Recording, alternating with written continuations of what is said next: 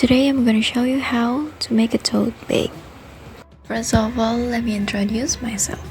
My name is Alya Azizah. I'm in the 12th grade majoring in design.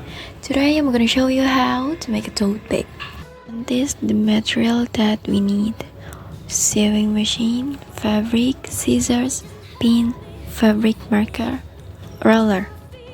Step 1 we have to do is make a pattern from the tote bag.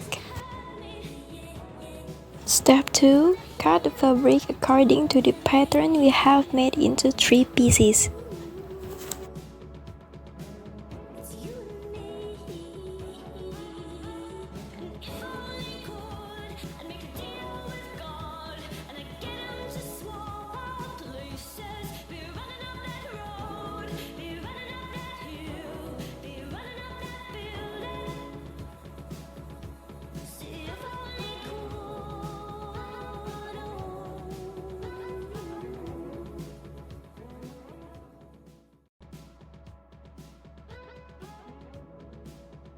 Step 3.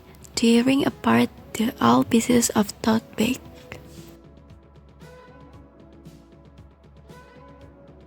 Step 4 is to sew the left and right side, sew the two parts on the top.